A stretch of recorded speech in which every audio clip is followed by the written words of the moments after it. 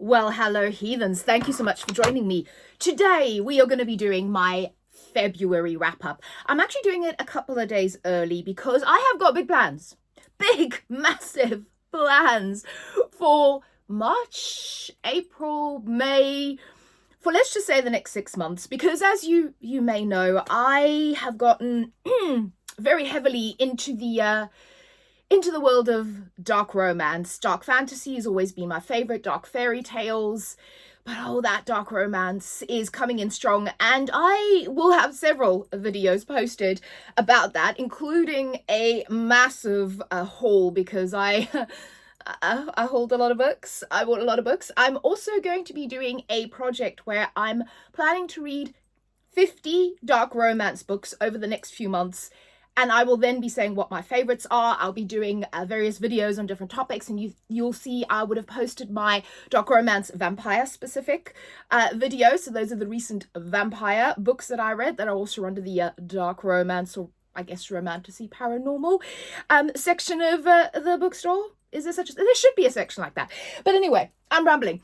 So some of these are in here. I'm not going to go into in depth on those because I talked about them in a separate video, but this is kind of wrapping up the books that I read in February. Now, we have Witches. We have new releases I've actually gotten to. We have the Mind F series. We have Women's Wrongs. I love Women's Wrongs. We have serial killer romance.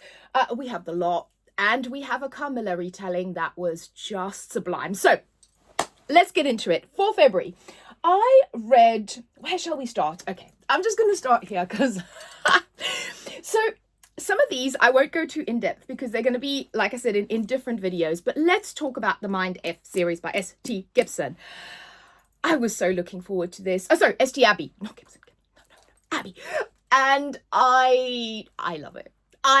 So this is a bind-up of all 5 novellas. So this entire series is made up of like 5 novella-length books. This is the bind-up. I would absolutely recommend getting the bind-up for a number of reasons. One, each one kind of finishes on a cliffhanger, and you're like, I need to carry on reading. Also, it's a lot cheaper getting the bind-up. I think this was like, on Amazon, this is like 35 quid, and you know, like each one is more than that. So if you get all 5, I think you're going to be paying north of 50 quid for it. So I definitely think if you want to read all of them, get the bind up. And like I said, it is so addictive. So I am on book 3, so I've read 1, 2, and 3. And also, what's nice about this is you do have a natural stopping place. So while I did kind of want to binge the entire thing, I am making myself stop at those kind of natural stopping points. So what is this about? This is about our main character. She is a serial killer. And but you find out that she has a really dark backstory. She was very brutally assaulted, herself, her brother. There's a lot of, as you go through the books, you find out more and more of this backstory and her reasons why she's doing what she's doing. So she essentially has a kill list that she's working her way through to punish the people that hurt her. She, very early in the book, has a moment with an FBI profiler, and oh, the two of them hit it off. So basically, the romance in this is so fun. I say it's funny. I know it's kind of dark subject matter, but I love their romance. It's actually a really sweet romance between her and an FBI profiler. So you can imagine being a serial killer and having an FBI profiler as a boyfriend, kind of tough. But this is fantastic. If you like Criminal Minds, you know, anything like Silence of the Lambs, anything kind of that sort of, especially the kind of the FBI profiling, cold cases, there's different cases that he's working, including hers in this book. This is fantastic. I'll talk more about the series when I'm done with all of it, but just know I absolutely love it. Then, talking about Women's Wrongs, I read these 2 books. So this is the Gargoyle, oh, for God's sake, The Gargoyle by Michelle Keel. And this is You Would Look Better as a Ghost by, who is this by? Joanna Wallace. So these are both kind of weird women who are also kind of odd and enjoy getting rid of people. So let's start with the Gargoyle. The Gargoyle in question refers to the gargoyle on top of Notre Dame in Paris. So this is set in Paris, gorgeous setting. And our main character, she likes going up there. One day the gargoyle starts talking back to her. Yeah, you know you're batshit crazy when that happens. But the backstory of this character is that she, I think, was orphaned from a very young age. So she was raised by Catholic nuns, and they were, yeah, they were Catholic nuns. But apologies to anyone, but they were kind of emotionally abusive, psychologically abusive in that way. And she kind of had it tough as a child. But one of the things that she used as almost an escapism was when they were kind of walking around Paris, she would look up at the posters and the newspapers and that about what was going on. And she kind of fixated on this particular dancer and actor at the time, very famous French dancer and actor. And she became kind of like obsessed and fixated with him. And then as she's now an adult, she is trying to be an actress. And this guy kind of pops up again and says, oh, I'm opening a kind of performing arts academy. I'll be holding open auditions. And of course she auditions and she gets into his academy. And there's 13 people, all women, because apparently the men weren't good enough. Bizarre. This is also set in modern day. I think the cover might be a little bit deceiving, but it's set in kind of modern day Paris.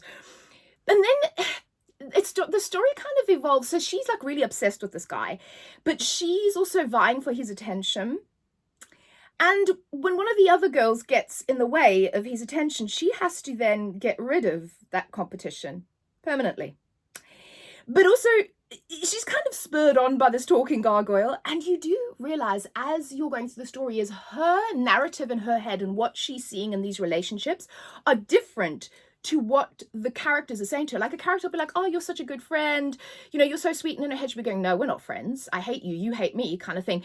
So you realize that she is like there's something kind of not happening. Now I kind of enjoyed it, but I don't know if I'd necessarily recommend. I mean, if any of that sounds good to you, go for it. It's interesting, but it wasn't the best book I've ever read. The setting's great though. Then this one is probably, I'm going to end this in the same way. It's interesting, but not the best book I've ever read. So this is You Look Better as a Ghost. I actually heard Hayley Hughes talking about this, and I do love it for certain reasons. I love the main character. She is completely unlikable. So if you don't like a thoroughly unlikable main character, oh my gosh, some of the stuff she says and the way she comments on other people's clothes and stuff, it made me laugh. I thought it was quite funny, but she is thoroughly unlikable. So she's having a really bad week, year, month. Her father was ill and he's passed away. So she kind of, we start the book where she's at his funeral, and we realize that she's very emotionally cold. It feels like she's a psycho. She has no empathy. Let's put it that way. Empathy, no. And you also realize that she got rid of her father's carer or nurse, but because he was being abusive. And she kind of, if somebody annoys her, she thinks somebody deserves it, she gets rid of them. So in the beginning of this book, she's at the funeral, she's having a bad day. Then she gets this email to say, she's also an artist, congratulations, your art piece has been accepted for this like competition, which obviously makes her happy. And then the next day she gets an email that says, oops, sorry, I emailed the wrong person, this wasn't for you. And that pisses her off. So she goes out and she finds this guy and she follows him back to his house and she kills him. She also goes to this kind of grief support group with these really weird characters as well. They're all a bit odd, these characters. And then you kind of realize that someone may know what she's been up to. So you sort of have this kind of storyline going through it. I will say that in the middle, I was a bit like, okay, where are we going with this? Let's kind of get on with it. The end is pretty good, but I did find a bit in the middle where I kind of put the book down and I was like, okay, let's get on with it. And then I kind of picked it up again because I was like, well, I do want to know what happens. But I did like the thoroughly unlikable character. Again, if that sounds fun to you, give it a go. Not the best I've ever read, but I did kind of enjoy it. I particularly enjoy her internal monologue and narrative of the fact that she's just thoroughly unlikable. And then the next one. So actually, let me put these three up. So this is Beautiful Villain by Rebecca Kenny. We have The Poisoner by Ivy Ophelia. And then we have Black Sunshine by Karina Halley. All of these books. These are all vampire books. Okay, so they're in my Dark Romance Vampire. If you want to hear more about them, please go to that video. What I'm going to say is that Black Sunshine, Karina Halley, is one of my favourite books of the year so far. I absolutely adored this. Modern day San Francisco, vampires, the oh my gosh, the Manson house in San Francisco is where Absalom lives. And I love this. Lenore and Absalom, my new favourite obsession dark romance, vampire couple. Love that book.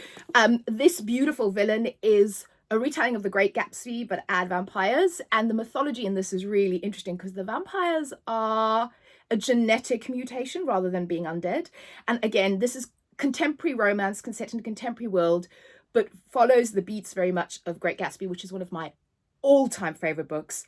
Love this, and want to get her new book, which I think is something creature, dreadful creature, or something along those lines. And it's a retelling of The Portrait of Dorian Gray, and again with that same kind of dark romance lens. And then The Poisoner is another vampire story set in Victorian England about a woman who is kind of a poisoner, and then the creature and creatures, vampires that sort of stalk her. This is dark. This wasn't my favorite. I enjoyed it. I will not be continuing in the series. I will say there are some trigger warnings, and the author does call out a particular chapter that may be a bit difficult to read. You know, and obviously if you're going to read this, please kind of check that. But yeah, if you want to hear more about those, go to my video. Then let's see. Let's talk about. Should we talk about some? No. Yes, let's talk about some kind of. This is contemporary love story. Actually, let's pull both of these. So I read two Adrian Young books. So The Unmaking of June Farrow by Adrian Young is about a family of women who can kind of walk through time. So they see this like door and they can walk through it, and it takes them either like 15 years in the future, 8 years in the past. And I believe they can only do this 3 times. So you've got to kind of pick your battles or pick your life, essentially, because if you do this for a 3rd time, you kind of end up in that life, whichever life you've walked into. And our main character, she walks through this door one day. She doesn't know that this is a thing, right? Her family hasn't told her.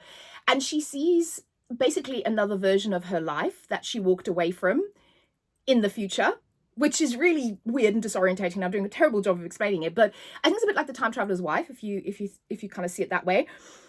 I enjoy Adrian Young's writing. It's beautiful. I thought it was interesting, but I'm going to be totally honest. There's 100 pages left in this book to go, and I just have not found myself able to pick it up. I started reading this on the train when I was commuting.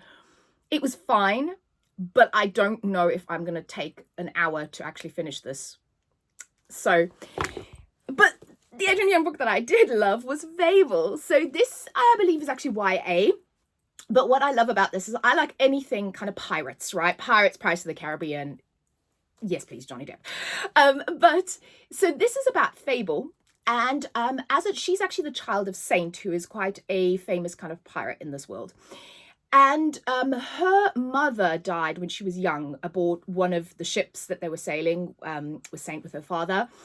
And he was kind of grief-stricken, and he kind of, Father of the Year, dropped Fable off on an island and went, there you go, girl, look after yourself. I have no use for you right now. Deal with life. And she has kind of learned to look after herself, to become self-sufficient. She becomes like a gem diver in this world, and then she trades like gems. And she's living on this island, very hand-to-mouth existence. And then there's an incident, and she has to leave in a hurry. Okay. So she jumps onto this kind of trader ship with this guy that she's kind of known around the island, and he's helped her a few times.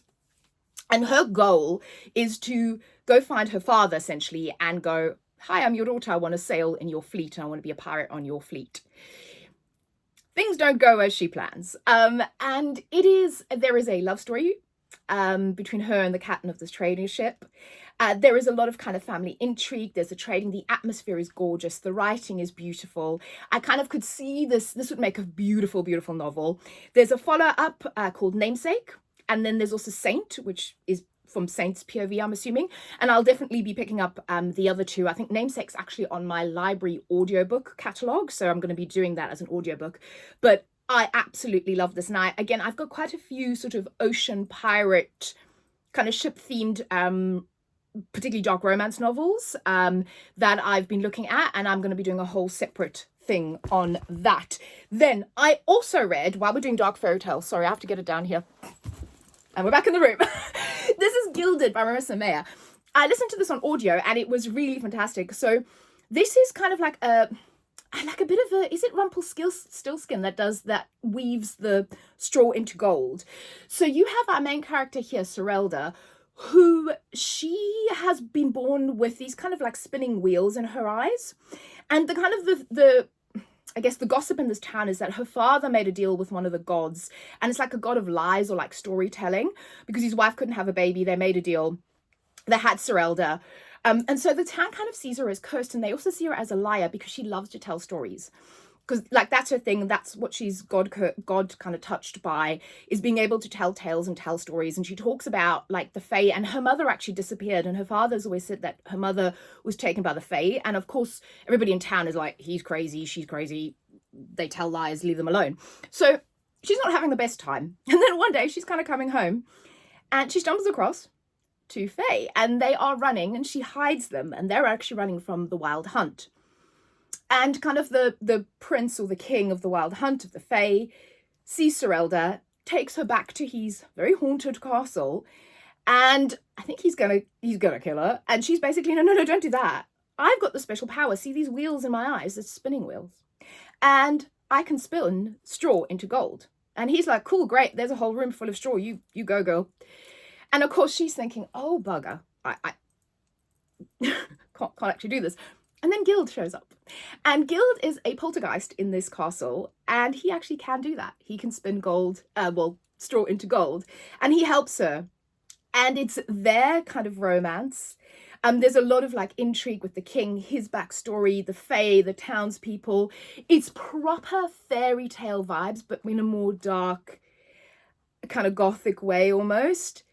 And I absolutely love this. Again, there's a second book called Cursed, and I will be picking that up because I do want to know what happens. Then, shall we talk about some more dark romance? Shall we? Because we know I love it. Look at these. So, following on from the Mindfuck series, I have gone down a rabbit hole of serial killer romance. So, let's start with these two, because this is Butcher and Blackbird and Leather and Lark by Bryn Weaver. I love these books, and this is more on the lighter side, right? So these are a series of 3. So the third one has literally just come out. I need to get that. Interconnected romances for 3 brothers. So in the first one we have Rowan, second one we have Lachlan, and the third book is Finian's book and their respective partners. And I suppose you can read them independently, but I personally would start with Butcher and Blackbird and kind of carry on, because you do get sort of backstory and how their relationships connect. And also they're a hell of a lot of fun. So we meet Rowan and Sloane in Butcher and Blackbird. They are both serial killers. They are sort of the Dexter type. They kill other serial killers. And they meet in these kind of really funny circumstances where Sloane has just done away with someone, but she's gotten herself kind of stuck in this guy's sort of cage. And Rowan finds her and rescues her, and then he's hurt her reputation, and he realizes who she is, and he gets really fascinated with her. And this kind of follows them through a couple, 2-3 years of their life, where they decided to play this game that every year or 6 months, whatever it is, they'll get together and track down a killer, and the contest is to see who can get to him first. And they have this kind of friendship because they're both quite lonely. And as you can imagine, they feel like nobody really understands them and can't really have a relationship. And that's what I love about their relationship. They are perfect for each other. It is the sweetest. I know that's really dark promise, but it is the sweetest relationship. Spice is really great as well. And I love this. And they then realize that they're more than friends and they fall for each other. And you do meet the other 2 brothers in this book. You also meet Lark, who is Sloane's best friend. She is a rock star, so I really like. I was really intrigued by Lark in this book, so I was really excited that the second book was about Lark. Also, she may have some extracurricular activities that Sloane doesn't really know about. And let's just say what Lark can do with glitter, resin, and body parts is it's magical. But in this book, this is the romance between Lark and Lachlan, who is Rowan's brother, and we find out in this book that he's kind of a enforcer for like a mobster crime adjacent type of guy. Lark's family is also quite wealthy, and we open up this book. They meet in really interesting circumstances where Lark is trying to get rid of someone. She runs into a problem and she calls the number that her family uses as a fixer, who happens to be Lachlan's employer. The fixer sends Lachlan and another guy out to help her, and they got off on a really wrong foot. Really wrong foot. But due to other circumstances, these two may need to get together. So this is kind of almost marriage of convenience type of scenario. I really enjoyed this. A lot of people say they don't like this one as much as the first one. I almost liked it more. I don't know if I did like it more, or in a way I did. I actually really love these two characters. I love Lark as a character. I love that their relationship was very twisty and complicated and was very much enemies to lovers, getting to know each other kind of thing. He's softer than she is. You know, he falls first kind of thing. I love these books. You've got the whole kind of dark premise and the stuff behind it, great spice, but these love stories are just fabulous. And then I'm not going to talk too much about these because these are going to be in separate videos. So I read They Are No Saints by Sophie Lark, and I'm currently, you can see the bookmark in there, reading There Is No Devil. I'm obsessed. I am obsessed. Sophie Lark and I got off to a rocky start with the first book I ever read of hers, but these? Are you kidding me? Are you kidding? This is two artists set in San Francisco who also happen to be two serial killers vying over the same girl in very different ways. And I will leave it at that for now. These are magnificent. I cannot wait to finish this one. It's probably going to be finished tonight. So good. So good. They're going to be in a separate video. And then again, I'm not going to talk too much about this because this is also going to be a separate video, probably the same one as that one because it's a similar theme. So this is Lovely Bad Things by Trisha Wolfe. This is the first book. I've got the second book over there queued up to go, and there's also a third book. And in this series, it's kind of the other way around, where she is a FBI profiler and she gets a guy that she actually convicted, who's also a philosophy professor, to help her on a really, really crazy cultish type of case. Again, I'm going to talk more about this. This is proper Clarice and Hannibal. There is a scene in the woods with antlers, and this lives rent-free in my brain. And I think about it several times a day, particularly when I'm on my own. So I'll talk more about those in a separate video. And then we've got Where Is Molly? This is, this is H.D. Carlton. This is, again, in the Cat and Mouse Duet spin-off. So I will be talking about the Cat and Mouse Duet, I'm so sorry, endlessly for probably the rest of my life because it had such a profound effect. And good news is we're going to get more books in the universe. I think Sibby's going to get her own duet. If you heard me talk about Satan's Affair, you know how much I love Sibby. But this is Molly's story. So in Hunting Adeline, if you've read the Cat and Mouse Duet, Adeline is reading a diary while she's in captivity. And this is the character. This is Molly, whose diary that she was reading. And you get Molly's backstory about how she was captured by the same ring, what happened, and where she is now. And let's say that she's a pig farmer. She owns a pig farm. And you may know that pigs will eat anything. And it's a great way to get rid of people. And I fucking love bacon. I had bacon this morning, but if you're sensitive, you may never eat bacon again. And it's her and Cage's love story as well. This is H.D. Carlton. This is dark. I would say it's not too bad, but then I may have a completely different tolerance level to you. This is fantastic. I love Molly and Cage. I love Molly as a character. I actually would love to get more of Molly's story. I really hope that H.D. Carlton writes another book with these guys in it. And like I said, Sibby's getting a duet, and Rio, I think, is getting his own book as well, according to her website. So H.D. Carlton is my queen. I'll be doing the entire H.D. Carlton video post-haste. And then finally, we have these kind of beautiful hardcover, on my 25 for 25 new release books that I'm trying to get through. So let's start with The Witches, shall we? These two. So this is The Bell Witches. This is by Lindsay Kelk. And this is The Book of Witching by C.J. Cook. These have both been, I think they were on my 25 for 25. Just beautiful books. Had to get to them. Love witch books. And I got to both of these. Let's start with this. So The Book of Witching, this is a standalone. It is a dual timeline. So you're kind of in Scotland back in way back when, when they were burning witches. And then you kind of in modern day Scotland as well. I will say, I kind of wish we just had the modern day story, because you get the POV and you're actually in both stories. While the backstory was fine, I I know why it was there, because the two stories interconnect. So the modern story is a mother gets a phone call that's to say her daughter, who's like 18, something like that, 18, 19, is in hospital in the burns unit. And she kind of rushes over and goes, why, what happened? And you find out that the daughter's boyfriend and her friend were kind of camping on Orkney in Scotland, and something happened. The boyfriend is dead, the friend is missing, and this girl has got these heavy burns all over her body, and they're trying to figure out what happened to her. And of course happened to her boyfriend and her friend. So you have that kind of mystery, and that's interconnected with the story of this woman that was burned for being a witch, and there was a plot against an earl back in the day. And you see how those two stories kind of interconnect. And like I said, I would have loved the story to just be the modern story and the unraveling of what was going on. There's sort of a cult element to it. You know, I would have loved that to have been the main story.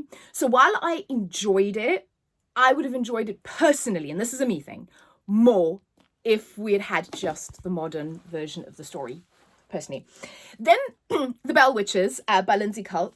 This is so much fun. So this is very much if you like practical magic, if you like those kind of classic 90s kind of witch stories, I think. So you've got the story of a girl who, her father has died, and you know, her mother has died in the past. So she was living with her father in the UK, I believe, in Wales. And we start with the story where she's coming back to Savannah. So this is set in Savannah, which is really cool. And I was listening to the audiobook and the accents were amazing. So she comes back to Savannah to live with her grandmother, because her grandmother is kind of, and her aunt are her kind of only living relatives, but she's never really known them. Apparently she was born in Savannah, but her father kind of took her away when she was very young, and she doesn't really remember much about her family. And so she starts kind of unraveling her family's past and her family's position in Savannah society. And as it's called, The Bell Witches, you probably know where that's heading. So again, it's a little bit like Mayfair Witches, if you've read the Anne Rice book, Coded. There is a romance in here. This is a YA book. I didn't realize that this was adult. It's a YA book, but it's a lot of fun. You kind of unravel the family secrets, what's really going on with this kind of witch legacy. Again, it reminded me of Beautiful Creatures a little bit. It reminded me of a lot of other stories. I enjoyed it. I believe this is the first book in the series. I'll not necessarily be continuing, but I think as a read on its own, I enjoyed it. I enjoyed the atmosphere. I enjoyed the characters. I enjoyed kind of the reference, more of a, in a nostalgic way, reference to other sort of witch stories, but it isn't necessarily one that I'm sort of rushing to continue in, unfortunately. So this is the point of the month where we kind of reached the books that were, like I said, those two books were fine. I had a good time with them. They just weren't my favorite. And then we got to two of my biggest disappointments of the month, plus the biggest high of the month. So the last two books that we're left with is Hungerstone, Cat Dunn. And again, if you've seen my previous video, you'll know how much I love this. So Cat Dunn came in there. And then we have these two. So we have Cruel is the Light by Sophie Clark, and we have Immortal by Sue Lynn Tan. Now let's start with this one. This was one of my most anticipated reads. I pre-ordered this gorgeous copy. This was billed as a exorcist falls in love with a demon. So you have this butt-kicking exorcist nun, and then you have this boy who seems to be sort of half demon, and there's this war going on between humans and demons, and the Vatican and these sort of butt-kicking nuns are there to kind of fight this war. On paper, sounds amazing. I just could not get into this book, and I feel like it may be a me thing, because I do think some people really like it, but I'm like on page 150, and I have absolutely no desire to continue. This is kind of a soft DNF. I might continue it if the mood strikes me, but at this point, the mood has not struck. And then we've got Immortal by Sue Lynn Tan. I did finish this, full disclosure, I did sort of skim read the end. And again, I thought this was going to be a lot better, isn't this beautiful, than it was. So this was billed as a romantasy. This is very much a romantasy of a girl who falls in love with the god of war, which is true. So you have this girl whose father gets killed by the immortal queen in the beginning of this book, because her realm sort of serves the immortals and it serves the immortal queen. And the reason she does this is because he was supposed to give her a lotus flower that had special powers, but he ended up giving it to his daughter because his daughter is ill, and this lotus flower was the only thing that could save her. And as punishment, the queen kills him. So the daughter kind of has to take over the kingdom, but on top of that, she then has to pledge her allegiance to this queen, right? And she doesn't want to do this. So in the beginning, she kind of runs, and the god of war saves her from these sort of beasts. and they have this sort of instant connection. Now, and I think this is where my problem kind of kicked in. I found that a little too insta lusty lovey, and also I just wasn't invested in the romance at all. I just didn't see it. And that's, again, this is a me thing. Other people have really loved this book, and I think the fantasy is beautifully written, the writing is gorgeous, the fantasy world is lovely. I just wasn't invested in the love story, unfortunately. And I feel like with a book like this, it's very much a romantasy. If the love story doesn't grip you and those two characters don't grip you, I think it sort of fell flat for me. So I do think it has an audience. I do think people would like it. It's very well written. It just wasn't for me. And it's definitely going to be an unhaul. And then Kat Dunn came in there to save the day. She saved the day. This is a Camilla retelling, and it's glorious. Esty Kipson, take note. This is what Camilla retelling should be. This was amazing. So again, you can hear me rambling about it in my dark romance vampire video, so I won't go on too much. But I feel like this hit the beats of Camilla, but also had, again, Lenore was the main character. And it really, for me, was this message of that question, what do you hunger for? And Camilla asks our main character, Lenore, that over and over again, because she spent her life kind of serving everybody else, pleasing her husband, kind of taking a back seat, never saying what she wants, never getting what she actually wants. And Camilla kind of brings that out in her and sort of says, what do you hunger for, over and over again, and what do you want? And I love that message. I connected so strongly with this main character, so quite the opposite of Immortal, where I really kind of connected with the character and the characters, and just, I love this book. Kat Dunn is one of my new favorite auto-buy authors, and again, this was a pre-order, beautiful, like, special edition, and I'm so glad I got it because it was incredible. So that was my fave. I will speak to you all again soon. Let me know if you've read any of these, what you thought, and have a good rest of the month. Bye.